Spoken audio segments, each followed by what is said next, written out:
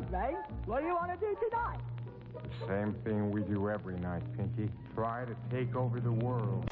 I want to say a couple of things. Harv's introduction was wonderful. I appreciate all I'm not going to do a lot of processes with you today. I am going to share some ideas with you and some insights and some of my own personal story. Hopefully it will inspire you. Some of the tools I'll share with you may be new, may be empowering.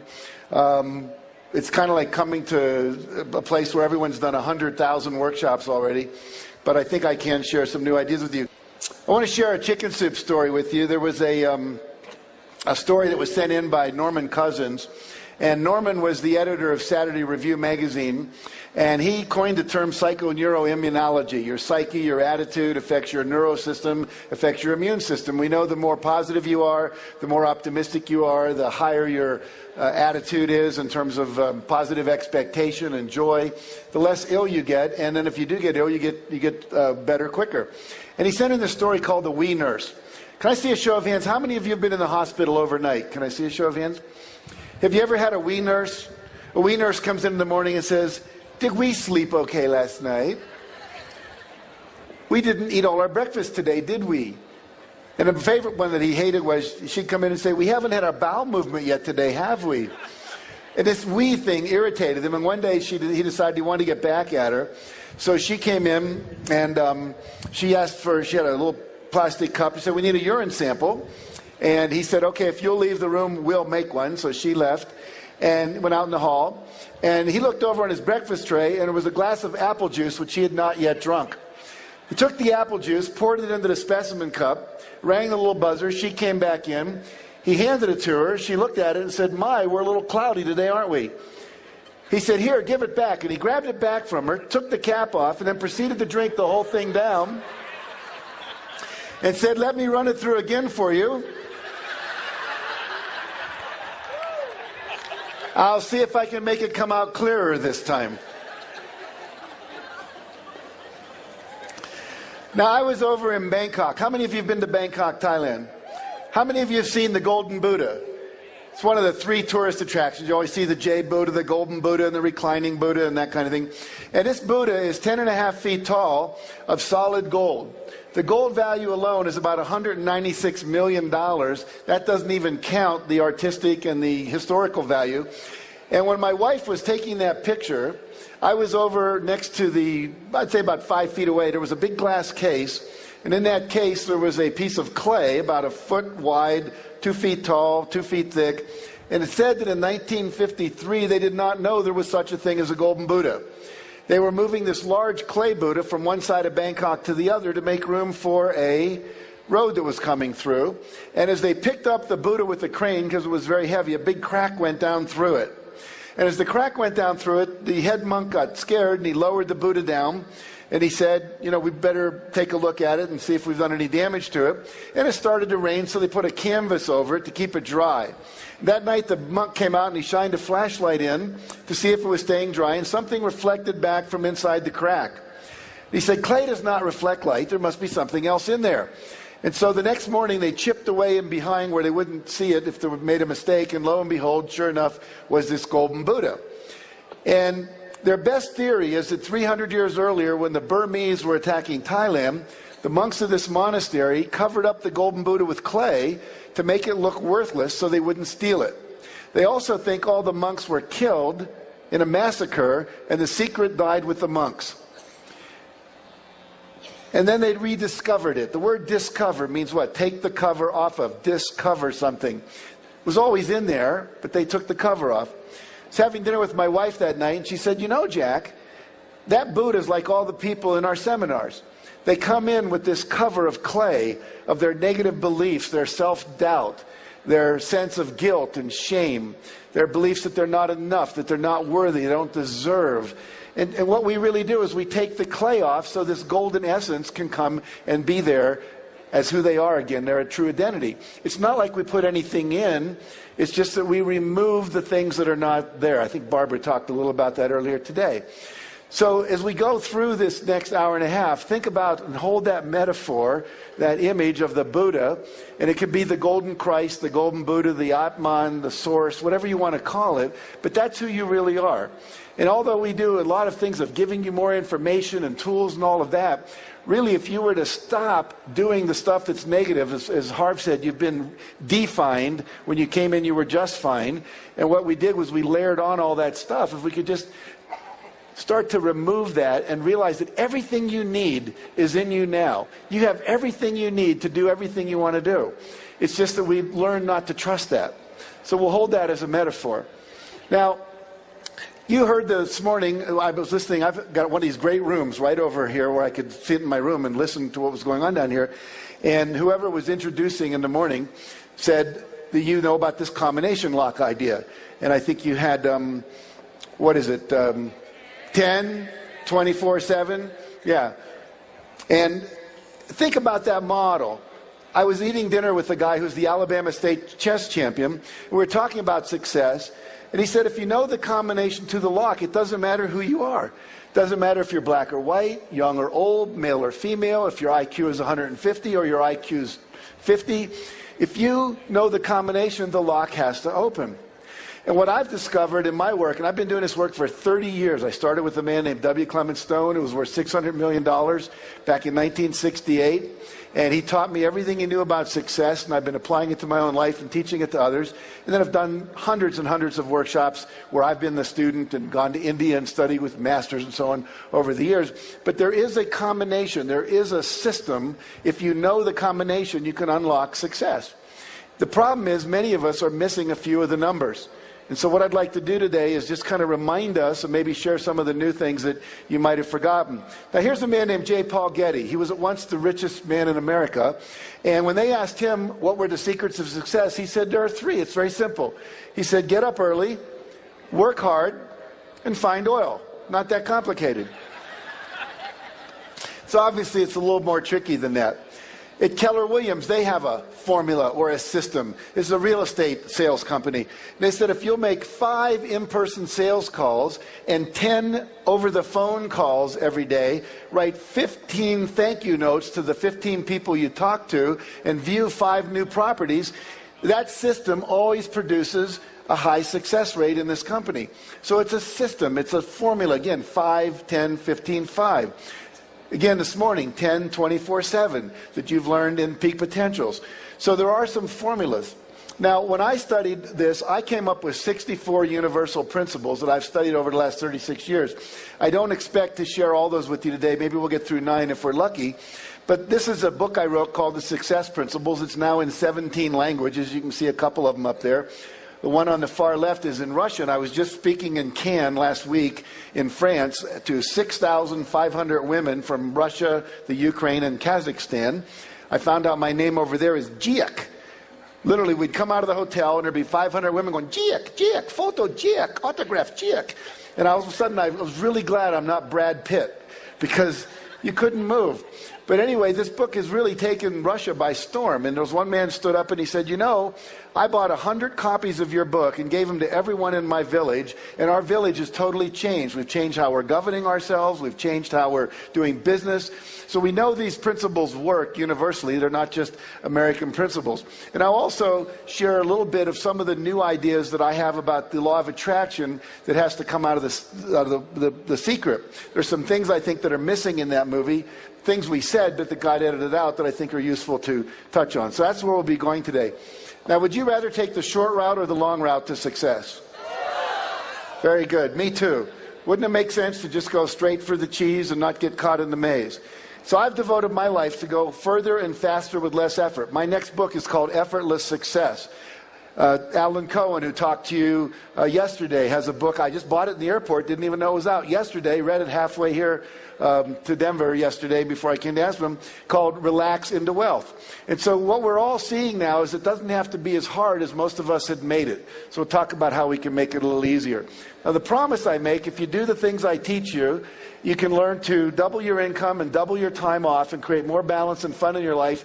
And all of my students who work with me do that in 2 years or less. So it's easy to do if you put in the time and you make the commitment to do the work.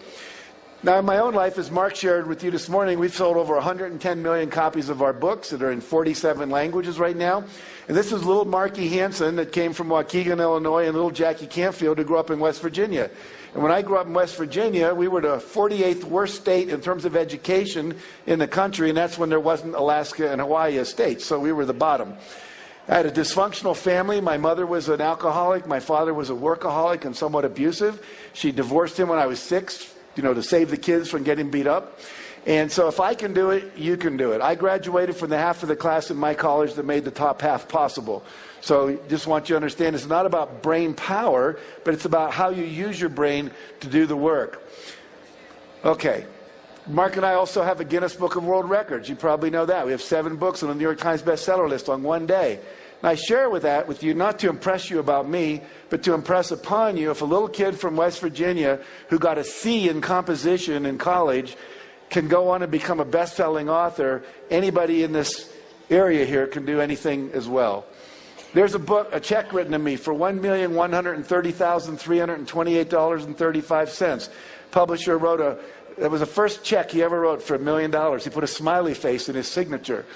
Mark and I got 4 of those checks that year. Our combined income each that year was over $6 million. Again, if I can do it, you can do it. Jim Rohn, great motivational speaker, says you can't hire other people to do your push-ups for you. Think about that. I can't hire anyone here to go to Gold's Gym and work out for me. You can't do my meditation for me. You can't do my visualization for me. All the things that I'm going to share with you are things you cannot delegate to others. This is the work. Harv said, there's work to do. You have to work on yourself. When I speak at the National Speakers Association, and people say, I want to be a speaker like you. I want to go out and make all money and affect the world and change people. What advice would you give me? And I said, the first thing is work on yourself. When I first learned about personal growth, I took 38 weekend workshops in 1 year. The only weekends I wasn't taking workshops was when there weren't any. Mother's Day, Thanksgiving, Easter, Christmas, etc. Spent $17,000 out of my $38,000 income taking workshops back when they were like $100 for a weekend. But the point is, it's that level of work on yourself that opens up and takes off the clay and allows your natural genius to come forward. Buckminster Fuller, who Mark Victor Hansen talked about, said there's no such thing as a genius. He said some children are just damaged less. It means there's less clay on the golden Buddha or the golden Christ that lives inside of each of them. Now, the first principle, if you're taking notes, this would be a good place to start. And if you're not taking notes, this would also be a good place to start. And that is to take 100% responsibility for your life and your results. Now, most of you have heard that before, but I would ask you a question. Have you ever blamed anyone for anything in the last year? We get mad perhaps at the president or the economy or the oil prices, or we blame other people for our not being successful. You literally have to give up all blaming and take 100% responsibility for your life, that you're creating it the way it is. You have to give up complaining. Complaining means I have a reference point for something I prefer that I'm not willing to risk creating. If I was complaining about my wife, it would mean that I have to have a reference point of someone better out there that I would rather be with, that I'm not willing to risk leaving my wife to go be with.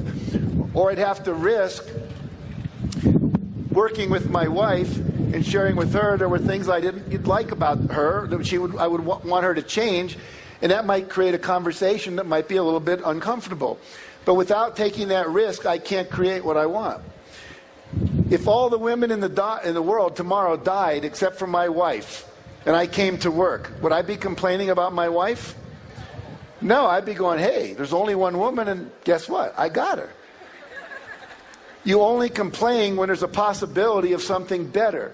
Complaining tells you there's something I want I don't have, and when you complain, that's not an activity that's going to produce it. It's simply something that says I'm going to complain about it rather than do anything about it.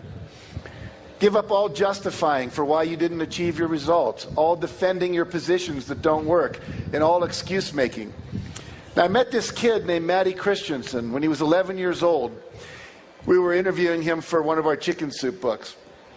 And he said, if you look at the picture, you'll notice he has no arms past the elbow and no legs past the knee. He's got 2 prosthetic devices on his knee, from the knee down for his legs and his feet. And he's got a lacrosse stick appended to his arm, prosthetic device, which allows that to be his pitching hand and his catching glove. And at 11 years old, Maddie's baseball team was number 2 in the state of New York, with him being the pitcher. So what that tells us is it doesn't matter what your condition is, you can still choose to create what you want and become a champion. Maddie said to me when I interviewed him, he said, you have to give up all of your excuses and find a way. He says, if you're going to be successful, you have to be solution-oriented rather than a complainer. I was getting a seminar on success from an 11-year-old boy. Now, there are 3 things we have control over in your life: your thoughts, your images, and your behavior and your actions. You know, Harv does a seminar called The Millionaire Mind. It's the idea of our thoughts making and controlling our reality. So I want to look at thoughts with you for just a minute. We'll see how the weather holds out here. Hopefully we'll make it through this. What I'd like you to do is look down at the end of your hand. You'll notice there is a little line that goes across your wrist. Does everybody have like a little indentation, a little wrinkle that goes across there? And you'll have one on the other side as well. And here's what I'd like you to do. I'd like you to line those up perfectly, and then put your hands together like that, but start them so that they're coming directly from that line. And if you're like most people, you're going to find that one of your hands is a little longer than the other. Most of you find that? Take your shorter hand and put it in front of your face. If your hands are the same length when you do that, take either hand and put it in front of your face. And here's what I want you to do. I'm from California, like Barbara, so we do a lot of weird stuff there. So I want you to look at your hand, and we're going to say out loud in unison 8 times, grow longer. Okay? So we're just going to intend for our hand to grow longer. We're going to do it in unison. So here we go. 1, 2, 3. Grow longer. Grow longer. Grow longer. Grow longer. Grow longer. Grow longer. Grow longer. Grow longer. Okay, stop. Now line them up exactly the same as before, and notice what happened.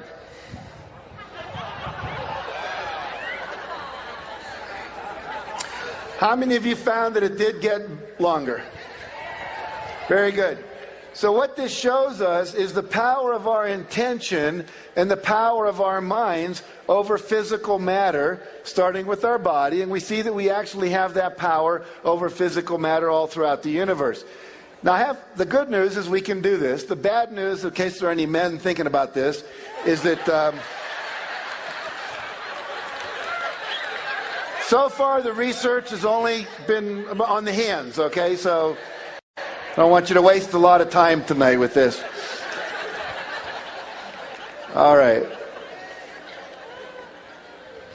Now, we've all heard of the internet. You've all used the internet. You've got Blackberries, and you send wireless telephone calls. We can call someone in Singapore right now and talk to them. How does that work? There's waves that go through the air, and there's what we call amplitude. How high does the wave go? And there's frequency. How often does it go up and down? And by controlling those amplitudes and frequencies, we can create information. We can encode information and send it across the world. We now know, a friend of mine coined the term the internet, a guy named Bob Scheinfeld, who wrote a book called Busting Loose from the Money Game. And he made the point that we literally, every thought we think is extended around the world like a giant email sent out over this thing which he refers to as the internet. And we know that it works, and we know it goes quite far for the following reason. There is research with the astronauts where they'll have astronauts up on the moon or up in lunar modules 250,000 miles above the Earth, and they'll have them open envelopes at random times, and there'll be a shape in there like a square or a circle or a pentagon or a parallelogram or a rectangle. And they'll look at it and they'll concentrate on it for several minutes while there are students back at Duke University in the parapsychology labs who will close their eyes, go into a meditative state, and see if they can receive what the astronaut's sending. And they get a high correlation between what they're sending, way beyond chance, in terms of them able to pick up this thought form without any amplification through technology or energy waves, radio waves, that kind of thing. So we know that our thoughts can travel 250,000 miles. So I love what Ralph Waldo Emerson said. He said, "Great men are they who see the spiritual thought is stronger than any material force, that their thoughts rule the world." Our thoughts literally travel all across the world. There's actually people that are now contemplating and projecting out from their work in quantum physics and neuroscience and metaphysics that 1 hour of inner work, working with visualization, working with the law of attraction, working with affirmations, working with the power of intention like you just did with Grow Longer, that 1 hour of that kind of work actually will produce the same results of 7 hours of physical labor in the world in terms of achieving your goals, whether they're financial goals like becoming a millionaire or whether they're other kinds of goals like ending world hunger, that kind of thing. How many of you are familiar with the work of Dr. Masaru Emoto, the Messages of Water? Great. So Emoto's work proves that when we think thoughts about water, it changes the molecular structure of the water. So they would have students send negative energy up to a bottle of water, like "you fool, you idiot," and what would happen, they'll take that water and they will freeze it to 20 degrees below zero, put it in a petri dish, and then they will bring it out, put it under a microscope, and they will look at that water, and as it starts to melt, it forms crystals, or not. When you send negative energy, you get this kind of blobby black formation that occurs.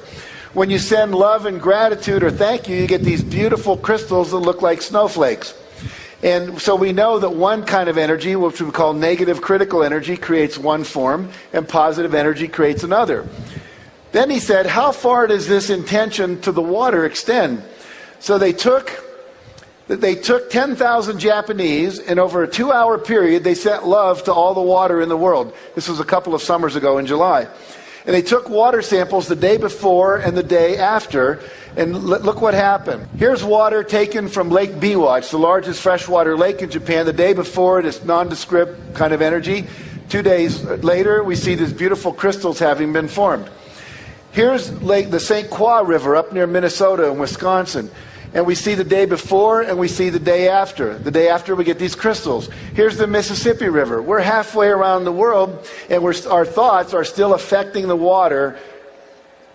And as you know from Masaru Emoto's work, your body is about 80 to 85% water. Although today you're probably more like 75% because you haven't been drinking enough. But the idea is we are water and our thoughts are affecting us and each other. And so what does this tell us about success? Every thought I think, they're not going to buy my product. They won't like my record. They're not going to give me a job. We're not going to find a parking space. You are literally sending out energy ahead of you that's pre-paving the highway you're driving down and setting up the kind of response you're going to get, especially when it deals with individuals, because you're telling them how to think. Then you walk in and they go, nah, they already have a determined kind of attitude toward you based on the thoughts you were thinking before you even met them. Back 30 years ago when I started taking workshops, we would literally bring people into we called it a laboratory or a workshop, sanctuary.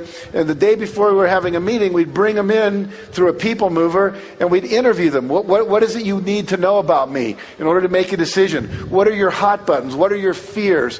What makes you decide yes? And we would get all this information from them because literally it's all available. Because all the thoughts they've ever thought are out there as waveforms, like an archive that you could go to on Google or something to pull forward the information.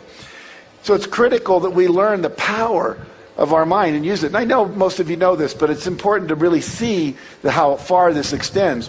So again, your reality is not the cause of your thoughts and your feelings, but your thoughts and feelings are in fact what is creating your reality.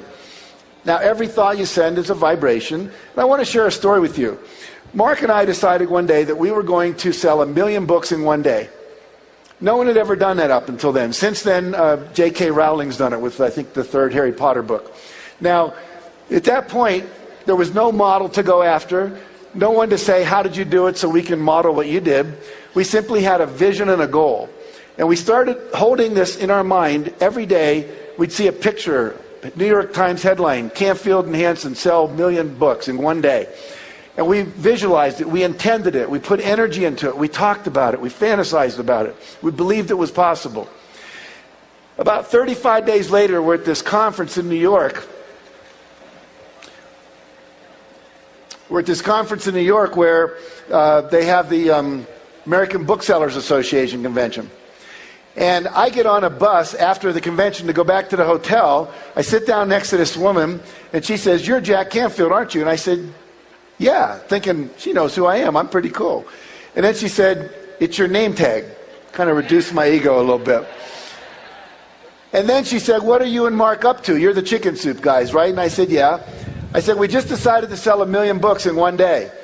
She said, really? I can help you do that. As fast as I said it, she said, I can help you do that. And I said, really, how? She said, I'm the buyer for the W.H. Smith bookstores. Now, if you've ever been at an airport, most of them have a W.H. Smith bookstore. And she said, what we could do is put all your co-authors, along with you and Mark, in the East Coast around 6 in the morning, and we'll put you in New York and Boston and Washington and Atlanta and Miami, and we'll have you sign books for 2 hours. And then we'll put you on a plane and we'll fly you over to Cleveland and Detroit and Chicago, and then we'll fly you again to maybe Salt Lake City and Dallas, and we'll take you all the way across the country. In the evening, you can be signing books in California and Portland, Oregon, and Washington, D.C. I said, why would you help us do that? She called me dummy at that point. She said, dummy, if I sold 1 million books in one day, don't you think that would make me look like a champion to my boss? I said, absolutely, I get it. Now, a lot of people would say, oh, you were just lucky. That was coincidental that you got this person to sit down next to you. I say, no. We sent out an email saying, Jack and Mark want to sell 1 million books in one day. Anyone who wants to play, please reply. And the way she replied was by sitting next to me on the bus. When you start using the law of attraction, you don't always attract to you the item. You don't get the car showing up in your garage. But what you do get is the resources, the strategies, the magazine articles, the books that people put in your hand, the seminars they tell you to take, and people like this sitting down next to you saying, hey, I can partner with you and we can make this happen. And that's happened over and over and over and over in our life. A couple of months ago, I said, I want to go to the Olympics in Beijing. I'd never been to the Olympics except in LA for one day. I said, I want to go. 30 days later, I'm walking into a company that I do some speaking for called Isagenix to give them a big motivational talk. And as I'm walking in the back of the room, this Chinese guy walks up to me and he says, are you Jack Canfield? And I said, yeah. He said, have you ever spoken in China? I said, Hong Kong, but not mainland China. He said, how would you like to do that? I said, great. I said, even more importantly, I'd like to get tickets to the Olympics. He says, oh, that's a done deal. I can get that for you. He walked up to me. So literally, you'll start having these people come into your life. There's actions you have to take, but it gets very, very exciting. So we want to use the internet. I just told you that, so we'll move on here. Now, you may remember in the movie The Secret, it talks about the 3 steps. Ask, believe, and receive. And I want to take this ask part a little deeper today. So the success principle 2 that I write about in my book is called Decide Exactly What You Want, which is the asking part. Having preferences, having desires, setting goals, having a vision, having objectives, becoming a millionaire, whatever it is that you want. Now remember in The Secret, it says talk about what you want, not what you don't want. I was interviewing a woman, a counseling client, and she said, I want you to teach me how to use the law of attraction to get the perfect guy in my life. I said, great. Describe your perfect guy. She said, oh no, I know exactly what I want. Just teach me how to use the law of attraction. I said, I will, but I want to make sure you've got this right. She said, okay. I want a guy that doesn't smoke, that doesn't screw around, that doesn't watch TV all weekend, that's not a sports maniac and never spends time in it. And she gave me 11 things she didn't want. It doesn't work. You have to focus on the positive, not the negative. Now here's a guy named Lou Holtz. Lou Holtz was the coach of the Notre Dame football team. Several national championships, many bowl game championships, and so forth. His recent book is called Wins, Losses, and Lessons. Now I wrote a book, or edited a book, a year ago called You've Got to Read This Book. And I interviewed 55 people, along with Gay Hendricks, about the book that had changed their life. Was there one book that changed your life? And he said, yes, there was a book that changed my life. It was called The Magic of Thinking Big by David Schwartz. I see a few people are clapping. You've read the book. Exactly. Now, in that book, David Schwartz says you should make a list of all the things you want to achieve before you die. And he recommends a list of 100 things. I know Mark mentioned that this morning. So Lou Holtz had just lost his job. He was an assistant football coach, lost his job. And he was home, and his wife had to go back to work as a radiologist to make enough money to feed them. And one day she came home and she said, I was in the supermarket and they had this book for sale called The Magic of Thinking Big. Why don't you read it? So he read it. He wrote out 107 goals that he wanted to achieve. And when his wife came home at night, he was real excited, and he showed it to her. He said, honey, look, 107 things that I want to achieve in my life. Thank you for this book. It's got me real excited. Why don't you read my list? So she read the list. Then she said, at the end of the list, she said, Lou, you need to add one more goal to the list. He said, what's that? She said, find a job. Find a job, Lou. We need to have a job. Now he had 108 goals. Lou's now in his 70s, and when I was interviewing him, he said, I have achieved 102 of those 108 goals. And those goals included winning a national football championship, eating dinner at the White House with the sitting president, meeting the Pope, going to the Vatican, appearing on the Johnny Carson late night show. All major goals. Landing a plane on an aircraft carrier was another one he had. Now, what he said was the goals give you direction. They give you a sense of movement in your life. John Goddard is another person we wrote about in the first Chicken Soup for the Soul book. He set 127 goals when he was 15. He's now in his 70s. He's achieved 115 of his 127 goals. So I really want to have all of you do that as a way to get clear about what it is you want in your life. If you've not yet done that exercise, sometime before you get home, on the plane home or whatever, start to think about what would be 101 goals that I want to achieve. When I was interviewing General Wesley Clark, he said it doesn't take any more effort or any more time to dream a big dream than it does to dream a small dream. Barbara today was talking about dreams of changing the world, of bringing your influence and your essence, your contribution out into the world.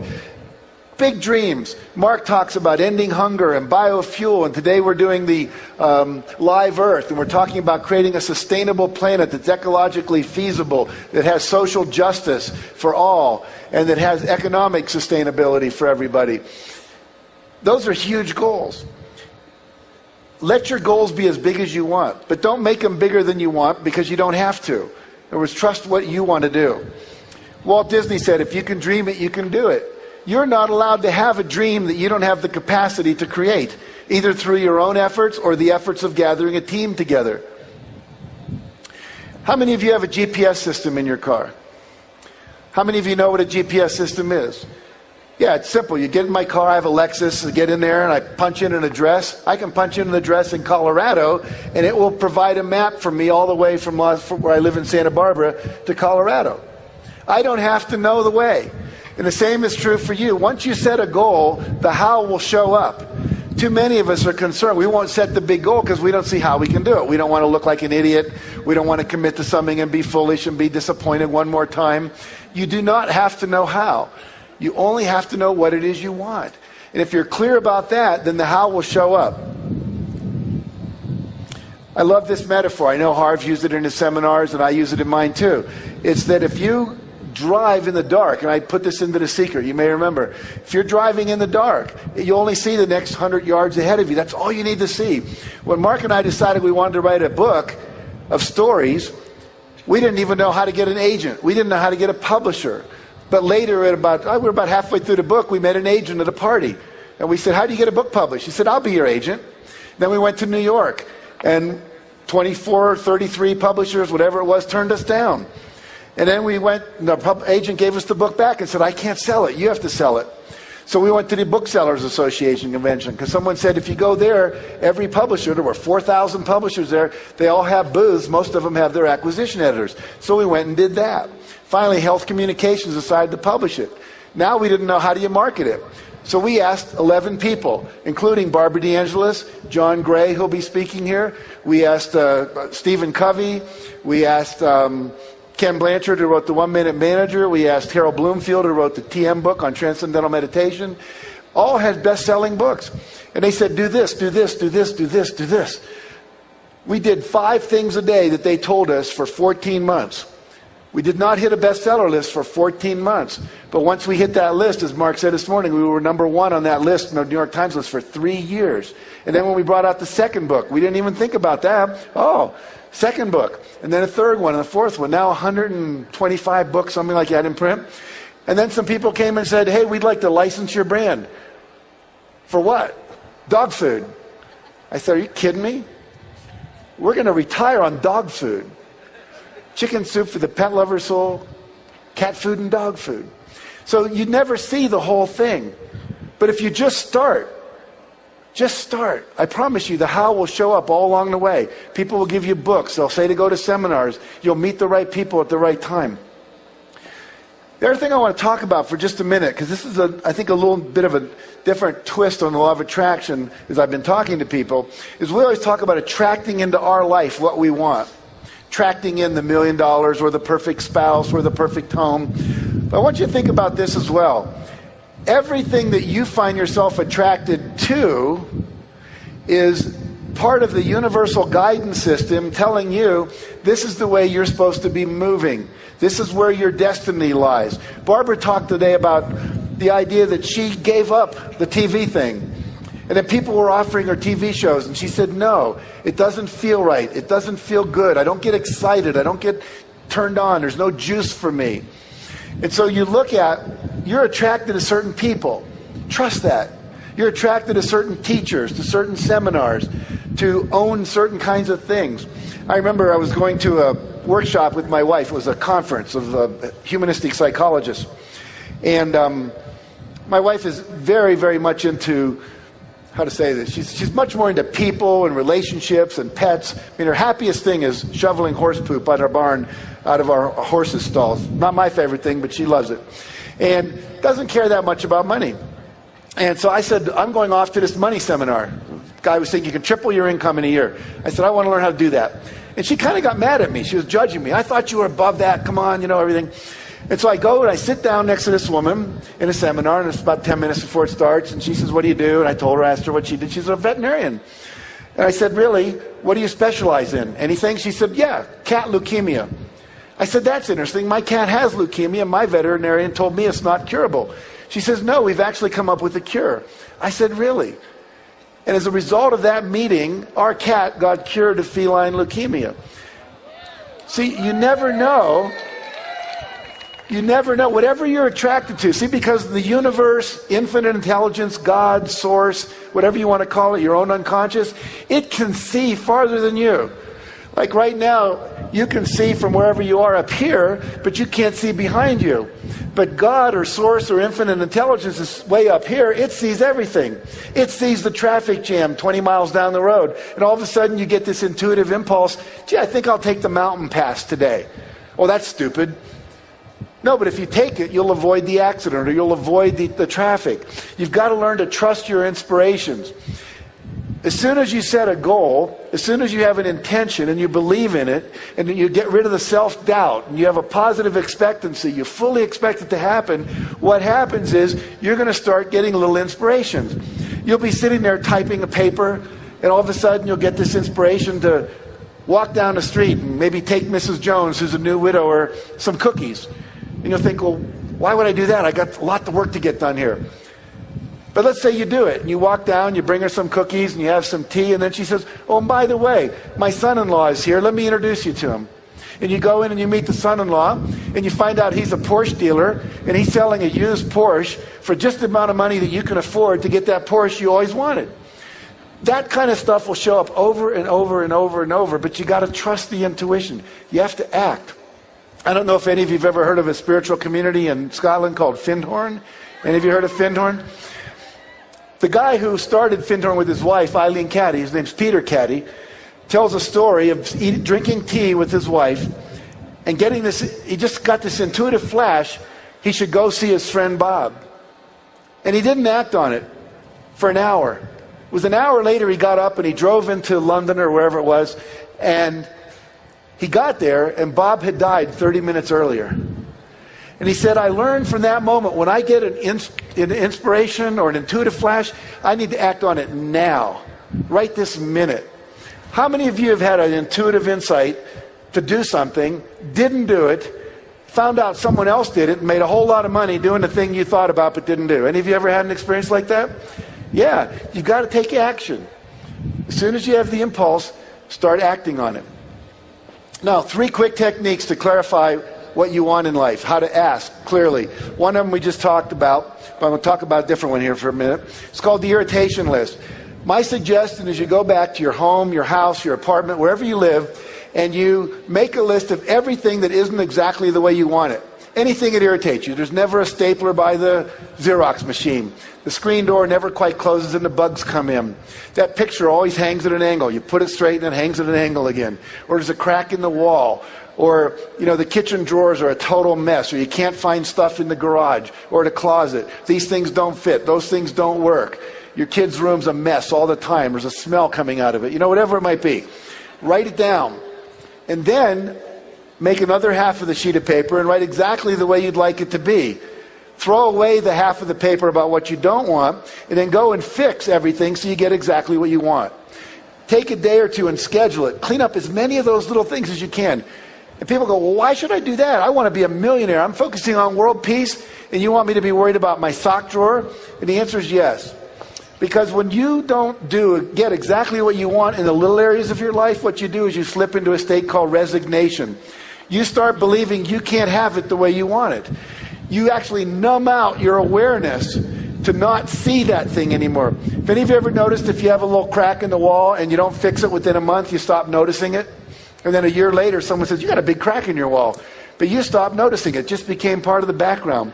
Most people are going through life resigned, settling. Most of us are settling. Now, most of you here are not. You've made a choice to go for your life and create it the way you want it and believing you can have what you want. But do this irritation list, clean up all the little things, and the big things commit to at least one a quarter that you're going to get rid of. And then you can set a date for cleaning out the garage, or you can set a date for the new filing system, or getting the car that works, or whatever it is that's important to you. The second thing we already talked about, the 101 goals list. Make sure you do that. Have you seen that book, 1,001 Places You Should Visit Before You Die? Right there is a whole bunch of stuff you can put on your list. And we just knocked off southern France, Nice, Saint-Tropez, topless beaches. What else do we have on the list? But it was a lot of fun. 3 years ago, my son said, Dad, you always talk about taking me to Europe. When are you going to do it? And so we went to London, Barcelona, and Paris and spent 4 days in each city, just me and my 16-year-old son. Had a great time. We had it written down. He knew it was there. And because it was there, it actually ended up happening. The third thing is called the vision exercise. Most of you know about the power of vision, but I'd like to just share this with you real quickly. You focused a lot about finances, millionaire mind. How much money do you want? Financial independence, never have to work again. Also, look at your business and career goals. Maybe you want to open up China as a market. Maybe you want to be the salesman of the year in your company. Maybe you want to have a whole different career path that you want to go toward. Maybe you'd like to win an award or be elected president of your professional association. What's your vision for your ideal business and career life? Most people have that stuff down. But how many of you have goals for how much fun you're going to have this year? What kind of fun you're going to have this year that's measurable and specific in your vision of your life for the next year or the next 2 years or the next 5 years? You need to have your fun time goals. My wife and I, at the beginning of every year, schedule all of our vacations. We take about 10 long weekends, 4-day weekends. This year we're taking 5 week-long vacations. We just finished one in the south of France. In August we're doing a week in La Jolla with my family. We just came back from Africa in March where we spent a week, and so on and so forth. Schedule the time, because otherwise it never happens. Maybe you want to take salsa dancing lessons. Maybe you'd like to take an improvisational theater class. Maybe you'd like to do stand-up comedy. All kinds of wonderful things you can do, but you've got to schedule them into your life. Health and fitness goals. Do you know what your cholesterol level is? Have you got a goal for that? Do you have a goal for maybe competing in a marathon or a biathlon or a triathlon? Or maybe 1 year in my health and fitness goals was to get rid of my toenail fungus. Any of you ever have that yellow toenail fungus? And most people just settle for it. Oh, it's old guy's toe disease. Nothing you can do about it. Well, if you take olive leaf extract long enough, you can get rid of it. And that became my goal, one of my goals for the year. So health and fitness goals. Relationships goals. How many of you have written goals for the next year about what you want to accomplish in the area of relationships? Just curious. See a show of hands. Not too many. 1 year mine was create 5 new male friends. We just moved to Santa Barbara. And what happens for most men is if you have kids, you move to a new town. Your wife goes and takes the kids to school. Your kids form friends. Your wife gets to know the parents of your kids' friends, and that becomes your social network. And I didn't like any of the husbands of my wife's new friends. It just didn't interest me. And none of them were into personal growth. None of them were meditating. None of them had a sense of larger purpose in the world. They just were boring to me. And so I made a goal to have 5 really close friends by the end of the year. So it wasn't just casual, it was a deliberate intention. And as a result of that, a strategy came up when I was meditating a couple weeks later. And every 2 weeks, I invited someone to have lunch with me. Started with the guy who was a wrestling coach at UCSB. And then turned out, who knew, the police chief of our town's a really cool guy.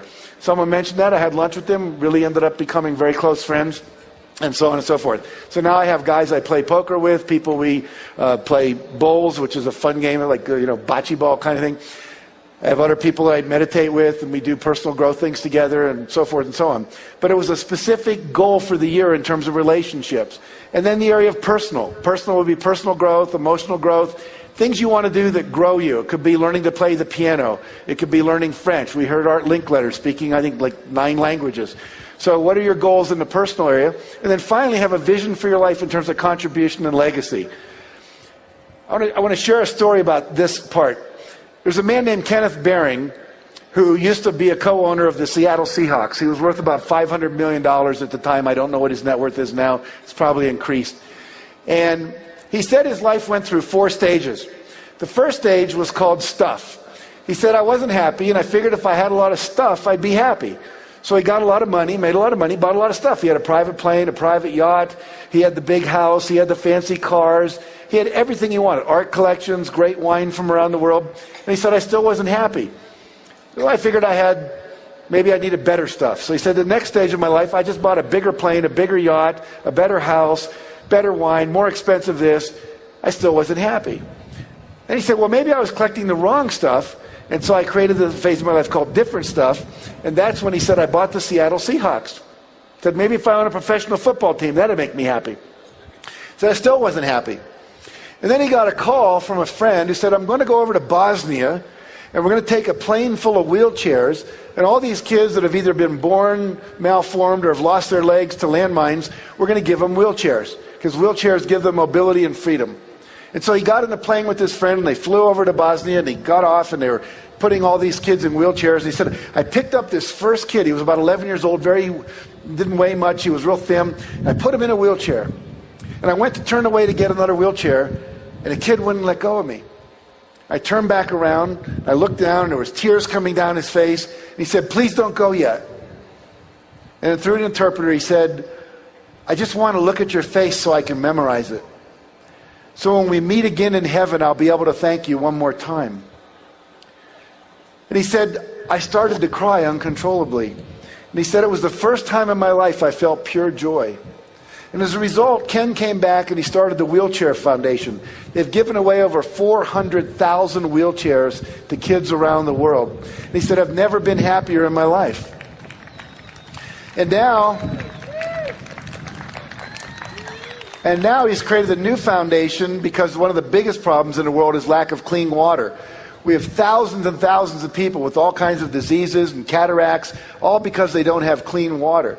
And so he started a new foundation. He said, I've never been happier in my life, and he calls this last stage of his life purpose. And he actually wrote a book called A Life of Purpose. The point being, and several people have said this, the real joy comes from giving. Bob Proctor, I know, will talk tomorrow about this. I love this idea. He said, it's critical that you make a lot of money. He said, money is very useful. He said, without money, the good you can do is limited to your physical presence.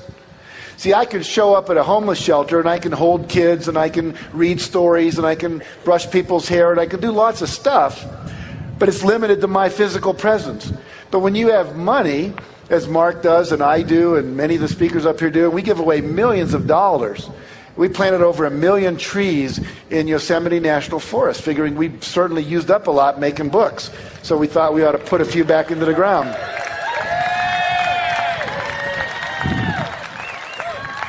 It's actually cool to go there and see all these little trees growing up and go, that's our trees. It's really neat. But the point being that you want to have influence for good. You know, Mark talks about creating enlightened millionaires that give away at least $1 million. And if you create 1 million millionaires that give away $1 million, you're talking about $1 trillion in philanthropy in the world. That's not so hard to do. It's really not that big a game to play when you really think about how simple it is. All right. So we've got these 7 vision categories. What I'd like to do with you for just a moment is I'd like you to close your eyes and trust that your stuff won't blow away in the wind here. And I'm going to mention each of these categories. I'm going to be silent for 30 seconds. And what I'd like you to do is just let come up from you, from the internal natural child, from your inner self, your high self, the part of you that knows what you really want, to come up with, what do I really want in that arena of my life? And I would say, think in terms of the next 2 years. So 2 years from now, what would you like to say you've accomplished financially or career-wise or so forth? So just a little bit of going inside, so you're not listening to me and just being a speech. We'll kind of just take it inside a little deeply. So take a deep breath, close your eyes.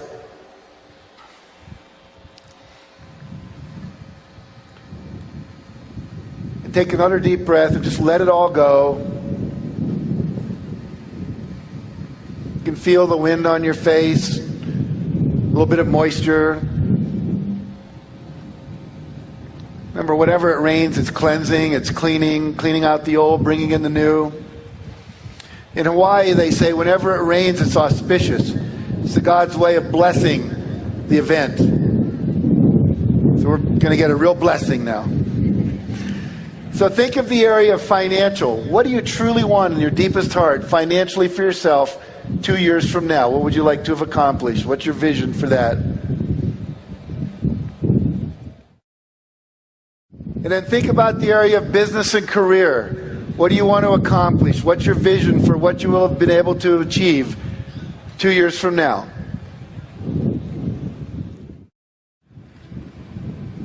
And then focus on the area of fun and recreation. 2 years from now, what do you want to say you've done or experienced in terms of really having fun or recreation, travel, anything in that arena? And then think about the area of health and fitness. What do you want to have accomplished in that area of your life? Maybe it's weight loss. Maybe it's more vitality, more flexibility. Maybe a better diet that you're now eating. Then think about the area of relationships. What do you want to have accomplished in the area of relationships? And then think about the area of personal. What do you want to have accomplished just because you want to do it in terms of personal growth or development, spiritual development, education? And then finally, the area of contribution. Where do you want to volunteer? Where do you want your money to go? What do you want to be different in the world because of your efforts? Very good. Then go ahead when you're ready. Open your eyes. Come on back. And when you have a moment, perhaps not now because it's a little challenging, but make sure you write that down. Get it down on paper. Share it with your partner. Put it up on the refrigerator.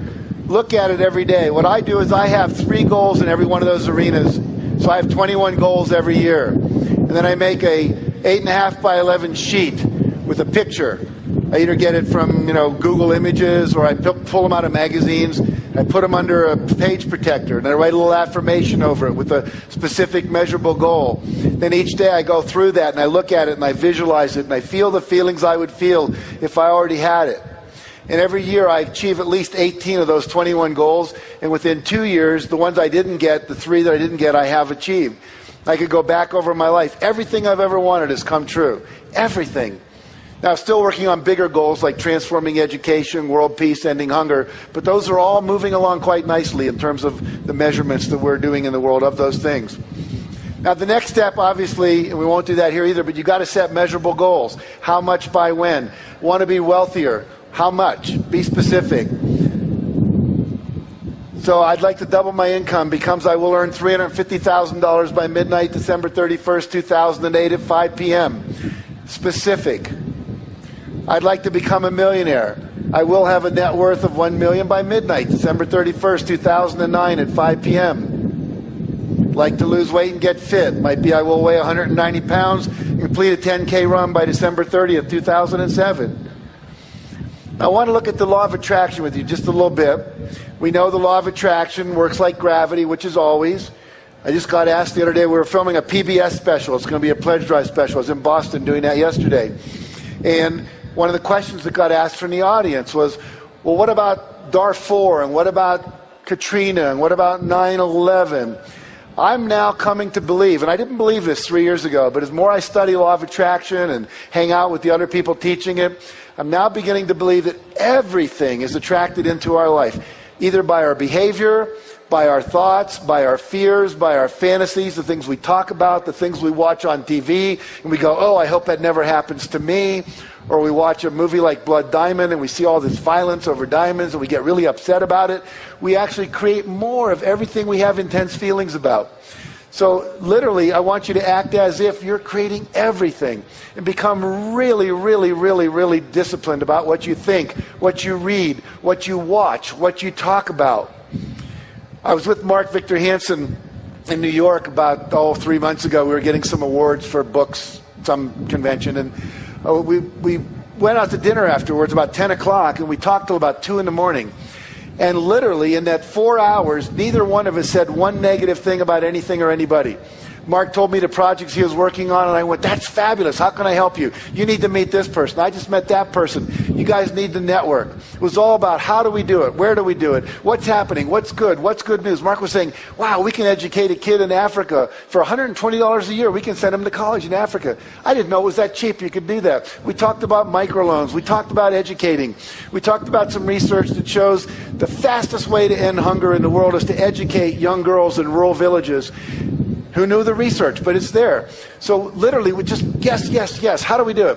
Then I get on the plane the next morning to fly back to LA, and the guy next to me is talking about how crappy the world is, how bad his children are, the government, this thing is bad.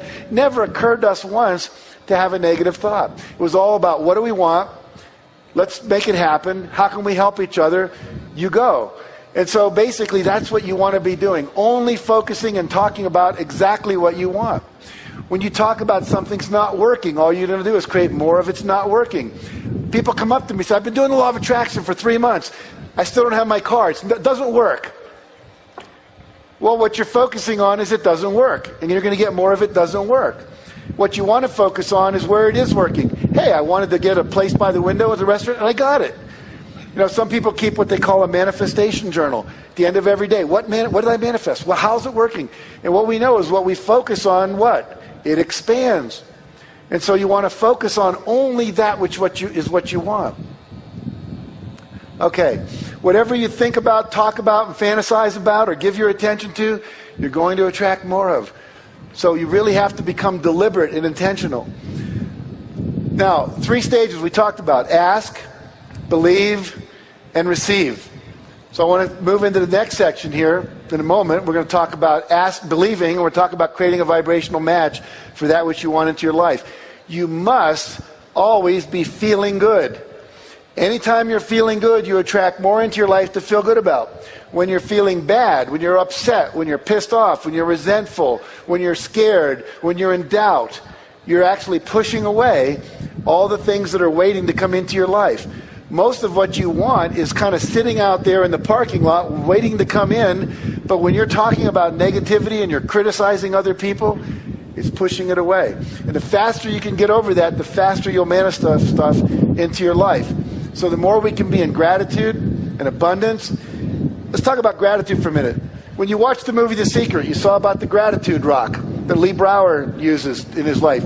John Demartini never gets out of bed until he has a tear of gratitude. Sometimes he says, I'm in there for an hour, just focusing on what I'm grateful for, but until that tear comes out of my eye, I do not get out of bed. And John is a millionaire, probably 100 times over. Started out as a dyslexic kid. He was basically dying when this person took him under his wing and gave him an affirmation, which was something like to the effect of, I am a wise person and everyone I touch is benefited by my wisdom.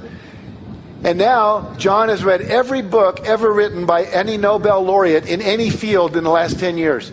And he's a genius at what he does. Whereas before they said, you got to drop out of school, you're ADD. And at 14, he dropped out of school.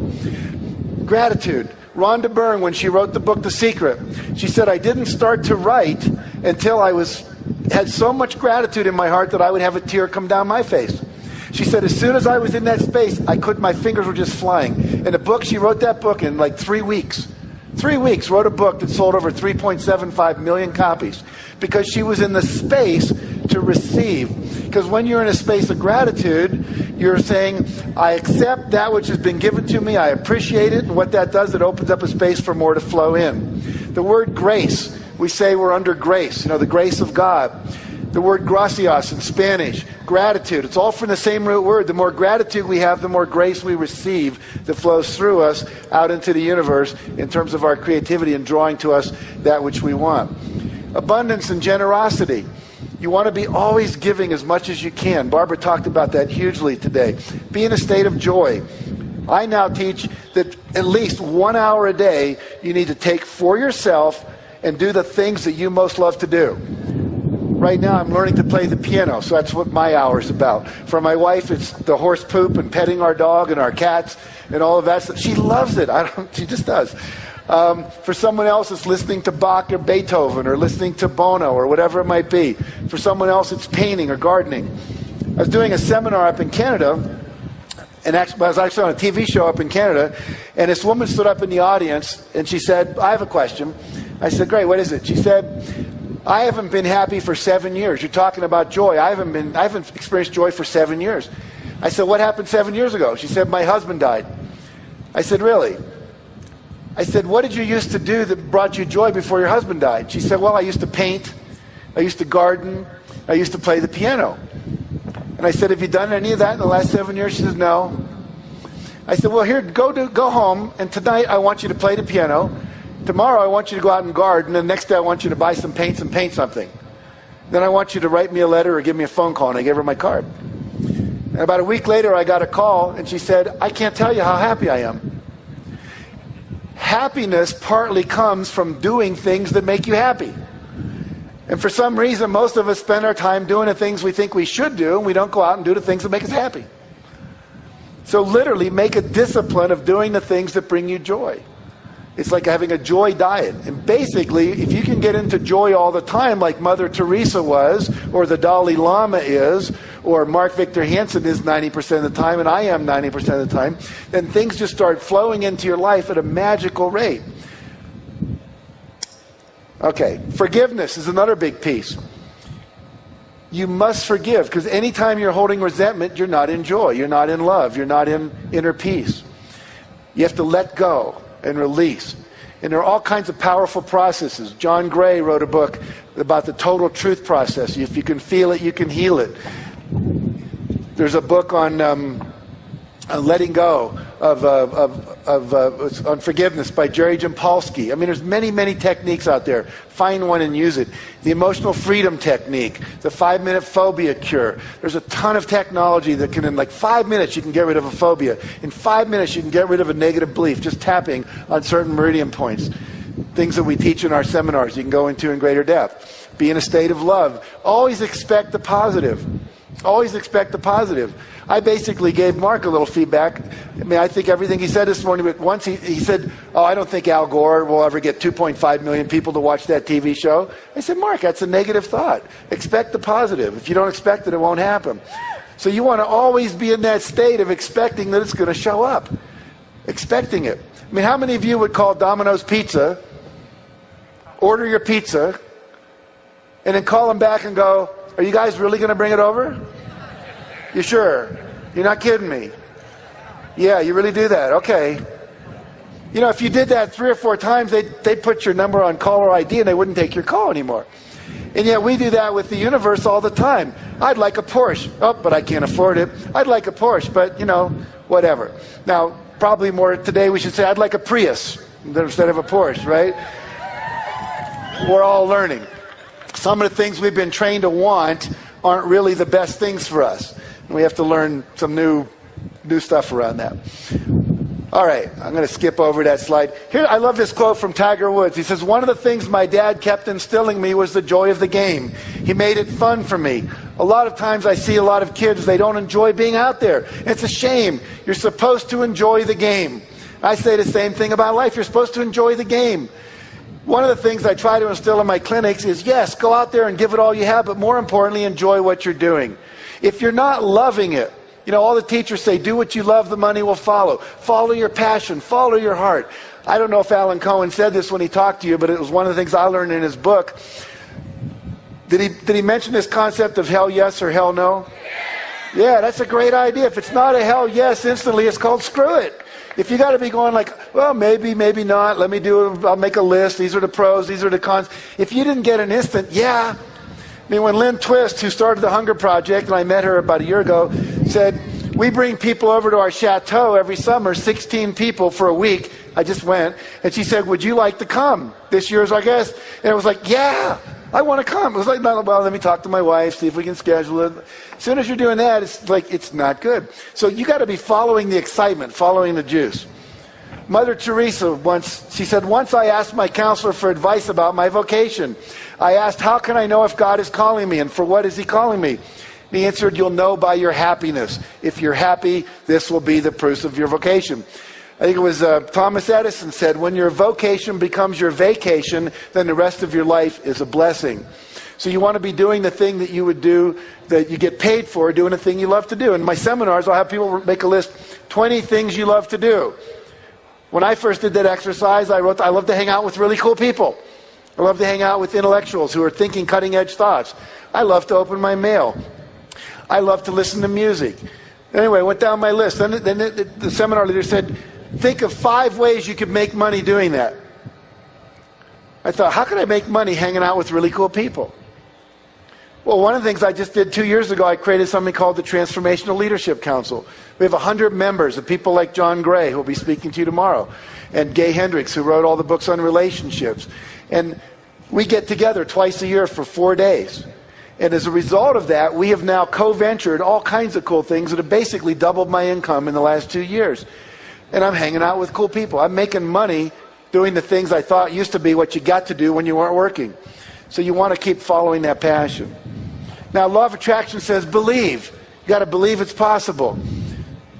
Trust your internal guidance system. We've talked about that. I want to share with you a story about a guy named Cliff Young. Cliff Young was 61 years old when he showed up at the beginning of a long-distance race in Australia. The race was 875 kilometers. That's about 650 miles. He was wearing overalls. He was wearing construction boots. All the other guys were 25 or 30. They're all in their Adidas, Nike, Puma, Asics running gear. He looks like an old farmer. He actually had galoshes on over his boots, he says, in case of rain. They said, have you ever run a long-distance race before? He said, no. I said, well, why do you think you can do this? Have you ever run a marathon? I mean, this is like 6.5 days. He said, no, but I'm a farmer, and I have to chase my sheep around, and sometimes I have trouble, and I have to chase them for 2 or 3 days, and I don't seem to get tired. I think I can do it. He said, why don't you start with a shorter race? He said, well, this was the only days that were free on my schedule when it was a race scheduled. I said, okay.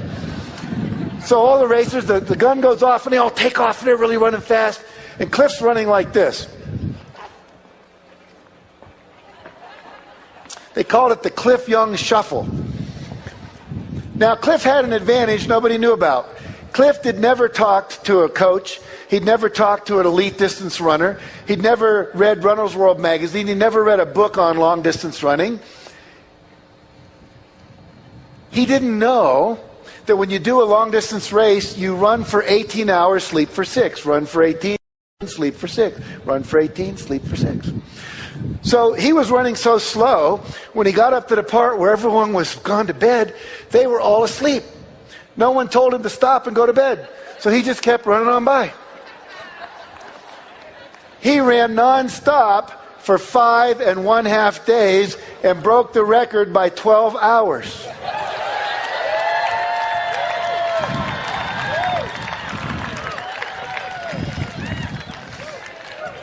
See, sometimes what you think you know gets in the way of what's possible. If you believe you can do something, you can figure it out. But you have to believe. You have to believe it's coming into your life. I love his quote. It says, never tell anyone something cannot be done. God may have been waiting for centuries for somebody ignorant enough of the impossible to do that very thing. You know, you think of all the technologies we have, the airplane, FedEx. When the guy that put FedEx together, he was an MBA student at Yale, and he presented the paper that outlined the FedEx process. They gave him an F on it and said it's not possible, it will never happen. And now when you think it absolutely positively has to be there overnight, you go what? FedEx. So Everything that exists started out as somebody's dream, somebody's idea, and 9 times out of 10, they told you it couldn't happen. Here's a kid named Farrah Gray, 19 years old, born in the ghetto, mother's on welfare. At the age of 6, he starts his first company. By the age of 11, he has 3 companies. Now, they're small. They do things like take rocks, paint them, go door to door, and sell them as paperweights. But he made $50 his first day doing that, which was more than his mother made when she was the housekeeper. And then he got a bunch of kids together, and they would go to older people, and they'd say, we'll go buy your groceries for you and bring them back in our wagons. You just give us a couple of bucks. He gave one to the guy who went to get the groceries, kept one for himself, had a thing going. By the age of 12, he'd created something called the Urban Neighborhood Education Economic Council, called UNIQUE. He was getting businessmen like many of you and Harv and people like that to come in and speak to the other kids who were 12 and 13 to teach them business practices. By the age of 14, he had read a book by Deepak Chopra called The Seven Spiritual Laws of Success. One of them was the law of least effort. In other words, the thing that is the least effort for you, the thing that's easiest to do, that you can't imagine people would pay you for, is the thing that you need to go for, the thing you love to do. He said, what do I love? I love food, and I love kids. So what I'm going to do is start a food company for kids. He said, what do kids like? Kids like sweet things. So he created a syrup, like a maple syrup type thing that his grandmother used to have a recipe for. And in 1.5 years, he built that company up to, now he's all of 16, and he sells it for $1.5 million. He drops out of high school, moves to Las Vegas, starts a newspaper, opens a real estate agency, then a real estate development company. Then he writes a book called The Realionaire at the age of 19, and he's worth tens of millions of dollars. Why? Because he believed he could do anything he wanted to do. He said, if someone else can do it, I can do it. If Harv can do it, you can do it. If Mark can do it, you can do it. If I can do it, you can do it. If Eric Weihenmayer, a blind guy, can climb Mount Everest, there's nothing we can't do. But you have to believe it. So every project you create, you believe you're going to create, you're going to get the result you want. Oprah Winfrey said, you do not become what you want, you become what you believe. When I was on the Oprah Winfrey Show, sitting next to her, the auric field that came out of her, the level of charisma, would almost knock you over. And she said, I believed this stuff long before it was called The Secret and so on and so forth. But she believed as a little child, I can do anything I want. And she went out and did it. So can you. Step number 4 says, release the brakes. It's another way of saying create a vibrational match. And I'll just talk about this for a few minutes, and I think my time's going to run out here. Now, how do we do that? In order to receive something into our life, we have to be feeling the feelings we would feel if we already had the thing that we want to come into our life. So I have to feel like a millionaire before the million can come in. I have to feel abundant. I have to feel full of love before I attract the love I want. Gandhi said, be the thing you want. So if you want love, be loving. You want joy, be joyful. You'll attract more of that into your life. So I'm going to teach you 4 quick techniques. Most of you know these, but ask yourself, am I doing them? Number 1, affirmations. So I have an affirmation that says I'm reveling in my $6 million a year personal income. Actually, this year it's up to 9 on my affirmation card. So you want to have an affirmation describing the result as already achieved. I'm reveling in my income. And I close my eyes every morning, and I feel the feeling. I see the bank account. I see my IRS report, $9 million gross personal income. And then I move to my next thing. This is one I used a number of years ago. I'm enjoying looking at my physically fit 185-pound body in the mirror. Now, if you look at that closely, you'll see my face when I have brown hair cut out and put over a body that was in some muscle magazine. And I put that on my mirror every morning. And every time I'd look at that, I'd say, gee, I don't quite look like that. And then I'd go into the gym, I'd lift weights, and I'd eat better and so forth. Now, I'll never look like that. I'm not going to spend 6 hours in the gym. But it basically motivated me. And it said I'm already experiencing it right now, even though I wasn't. By the way, a great technique, and I put that off on person. Don't freak out in the AV department up there. But I just didn't want you looking at that slide. When you're trying to lose weight, take your scale, and whatever weight you want to weigh, write it on a piece of paper, put it over your scale. So every time you step on your scale, you go, oh, far out, 185. This is cool. Because see what happens, you step on there and go, shit. 220 pounds. That sucks. And what are you going to attract when you have that? You're going to attract 220 pounds, and that sucks. See? So you're basically fooling yourself. You're programming your unconscious to create the 185 or the 115 or whatever you want. When Mark and I were writing Chicken Soup for the Soul, people would say, what are you doing? We're writing a best-selling book. We never said we're writing a book. We're writing a best-selling book. And then it changed to we're happily celebrating the sale of 1.5 million copies of Chicken Soup for the Soul. One I have right now is I'm sharing my open, loving heart and deep spiritual wisdom with everyone I meet. You want affirmations for every aspect of your vision, and this is one of mine. So, you state your desired outcome as if it's already happening, feel the feeling, and then you got it. I'm happily driving my new BMW down the highway. I love this idea. You go to the dealership, you take your camera, you sit in the car, you look out the window, and you say, take my picture. I'll be back to buy this in a month or two. Then you take that picture home, blow it up, 8 by 10, 14 by 10, put it on your refrigerator, make it your screensaver, and then it just keeps coming into your consciousness. That's my car, that's my car, that's my car. I did that. I wanted an Audi one year, and about 3 months after I started, a friend of mine came who actually owned an Audi, and he said, I'm going to Europe for 6 months. I don't want my car to sit because it needs to run. Would you be willing to use my car for the next 6 months? Sure, why not? It's a great car.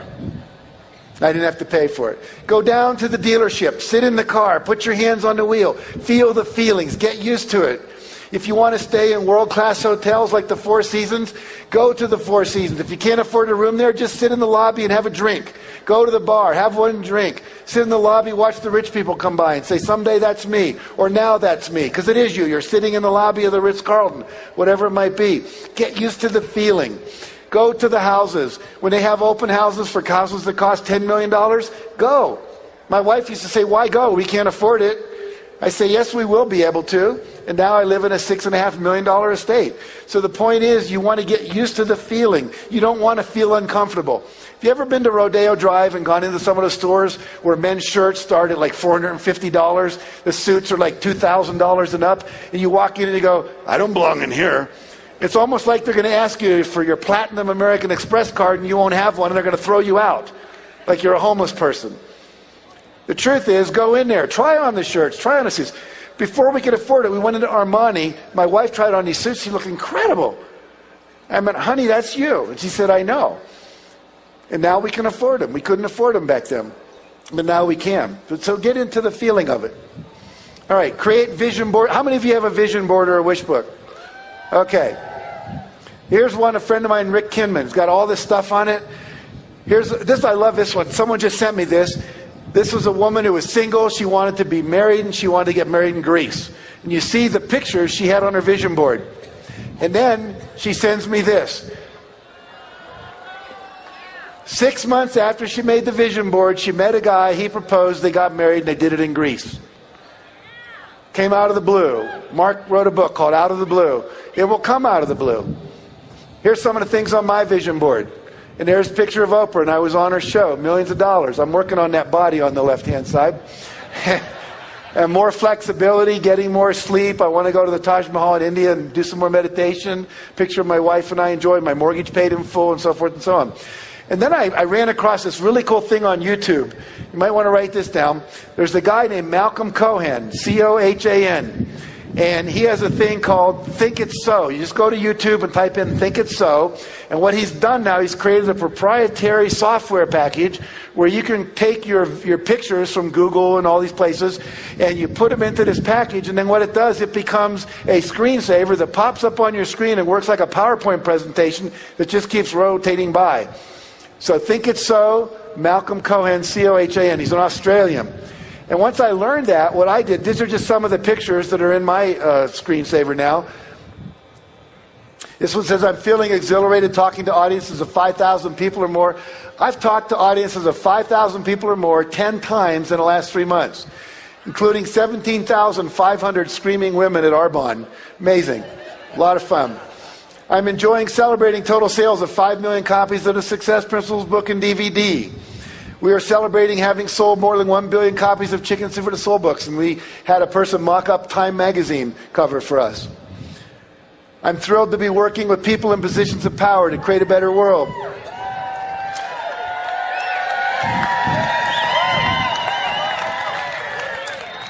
Turns out the woman who was the correspondence secretary for George Bush had submitted 5 chicken soup stories. We didn't know.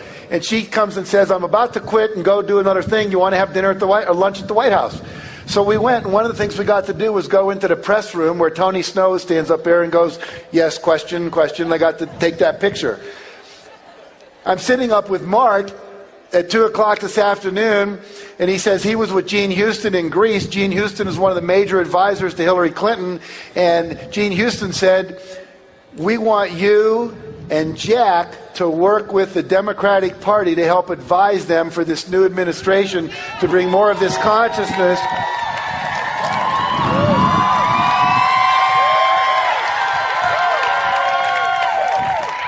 So that was in my dream board, my vision board, my screensaver.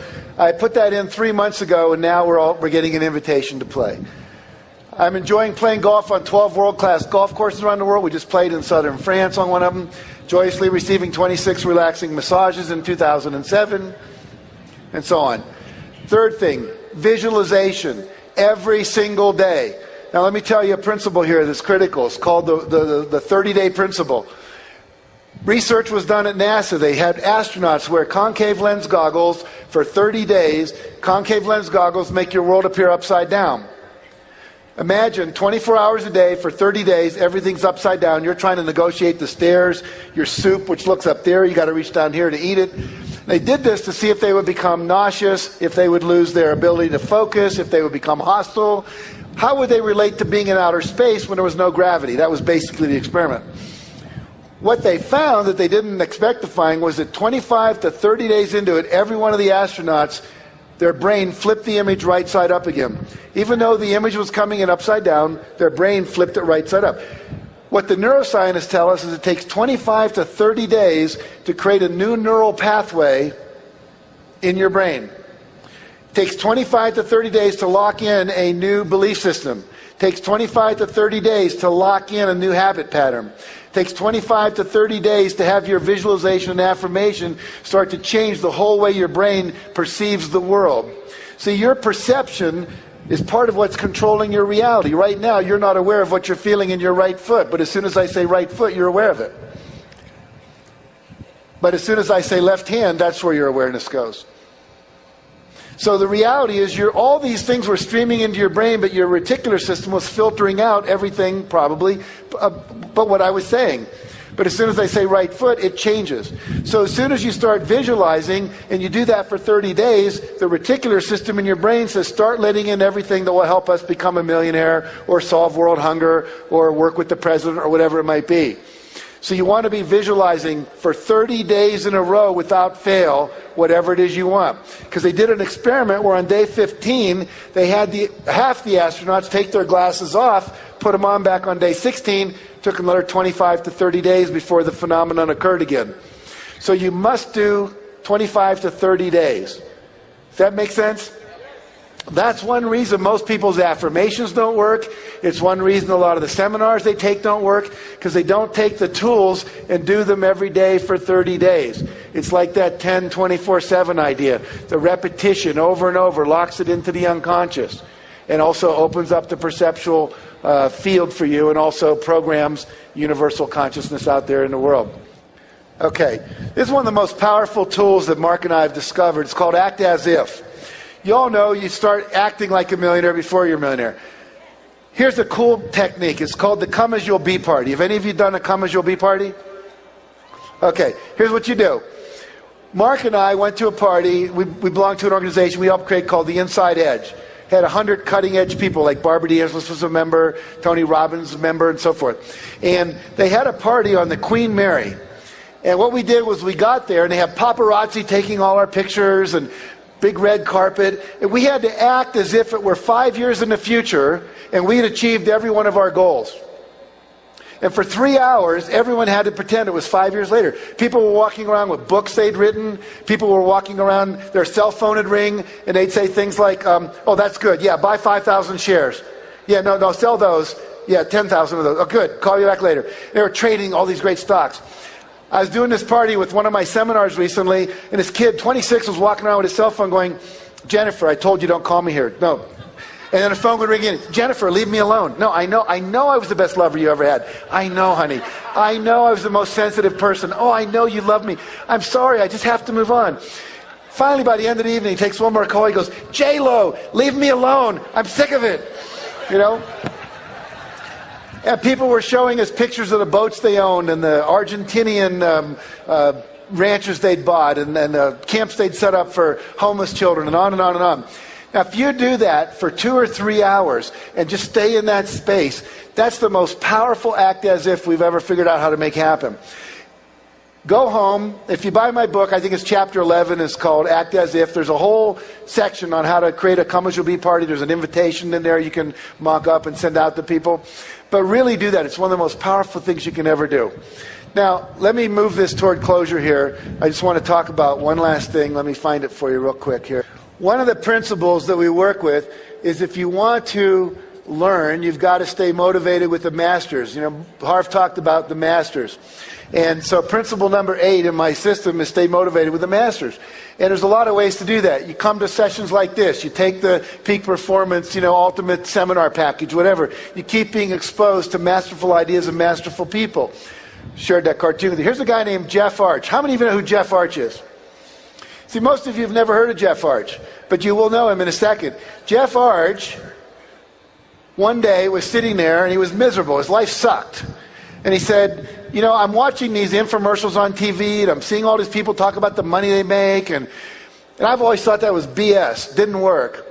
But, their lives seem to be working pretty well. They got money. They're on TV. I'm not. He wanted to be a playwright. He'd written 2 plays. They failed miserably. His wife said, get a real job. We have a kid coming. And he was running a karate studio and he was miserable. And so what he did was he said, I'm going to buy an audio program. The audio program sold for $149. He ordered it and he listened to it and it changed his life. He said, wow, I got to go for my dream. I have to shoot one more time for my passion. So he quit his job as the karate studio. He said, I'm going to write one more screenplay or one more play. And he wrote a screenplay. And it was about a movie, kind of James Bond, Russians versus Americans. He took it to California. And the day he went there, the Berlin Wall fell. And everyone said, we just don't want a Cold War movie anymore for a while because the Berlin Wall just fell down. Context isn't right. He said, before I listened to that audio program, I would have said, the world sucks. See, this is just one more example. I get screwed. He said, but the truth is, I realized I had just made a decision where I picked a topic that wasn't timeless. And then I said, okay, what's a timeless topic that nothing that changes in the world can change it? And he said, love. Everyone loves love. Doesn't matter what happens in the world about love. Then he said, what's the typical love story? Boy meets girl, there's some problem. Romeo and Juliet, 2 different warring families, can't get together. West Side Story, 2 different gangs, can't get together. Look who's coming to dinner, black guy, white woman. And we can go down a list. There's always this thing, you got to get through it. Finally, they get together, end of story, everyone's happy. He said, what if I do something totally different? What if they don't meet until the last scene of the movie? That's never been done. So he wrote a little screenplay called Sleepless in Seattle. And that screenplay earned him $500,000. And now every screenplay he writes is worth $1 million. Because he's now a Class A, top tier screenwriter in LA. And what happened was one audio program that changed his life forever. $149 investment turned into $500,000. So success principle number 9 is you got to learn more to earn more. Rhonda Byrne, who did The Secret, her life was miserable. Her daughter came to her and gave her a book. It was called The Science of Getting Rich by Wallace Wattles. How many of you have read that book? You'll hear Bob Proctor talk about that tremendously tomorrow. It's the book that changed his life.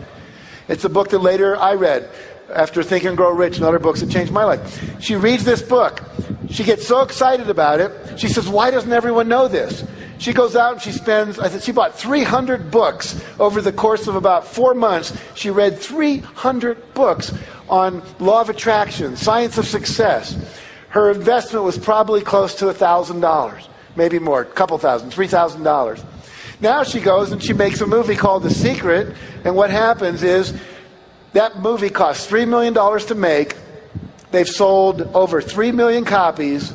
They've made $90 million based on her willingness to become a student, to learn more, and as a result of that, a producer who was, okay, in Australia, now has a home about a block from Oprah, is working on a second movie, is working with Harpo Productions to create a reality show on The Secret. because she was willing to invest in her growth. Here's somebody who read my book. Look at all the little tabs in there. They've studied it more than I did. It's amazing. We've talked about a couple of principles of success. It's just the tip of the iceberg. So, final story. Woman calls her minister. Says, Reverend Jim, I just came back from the hospital and they've diagnosed me with terminal cancer. I wonder if you could come over this afternoon. He says, sure, of course, Aunt Hattie, I'll come over. Goes over to her house. He tries to comfort her. She says, don't comfort me. I'm fine. I don't understand healing. I just want to plan my funeral. Would you help me plan my funeral? And he says, of course, I'll help you plan your funeral. She says, I want to be buried in this dress. I want this hymn sung. I want these kind of flowers. I want a memory card that you give to all the people that came. I want my picture on it. This is my favorite poem. I'd like that on it. And she went on all the things she wanted. And then she said, I want to be buried with my family Bible in my left hand and a fork in my right hand. He says, well, I understand the Bible, and Hattie, you're a very religious person, but why the fork?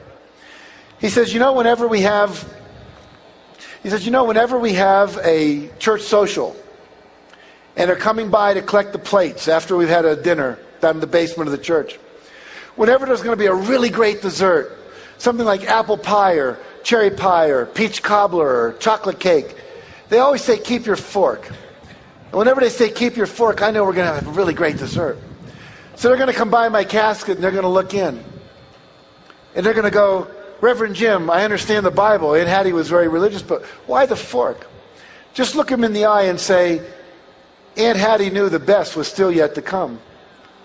And so for all of you, if you take these principles that you're learning here from all the different teachers, not just mine, but all of them, this whole 3 days becomes like a total gestalt. Everything I would have said that I didn't, someone else is going to say. You're going to get the full package. But if you'll go back and put them into practice, and if you take the things I have, and if they're attracted to you, or you're attracted to them, put them into practice. Do the work. Because there is some time to put in. And if it feels good and it's fun, continue to do it. If it's not, don't. If you put the work in, you keep your consciousness clear, and you think the thoughts, you create a vibrational match, I promise you, for each and every one of you, the best is still yet to come. Thank you. Have a great life. It's been a pleasure and honor to speak to you. Thank you very much.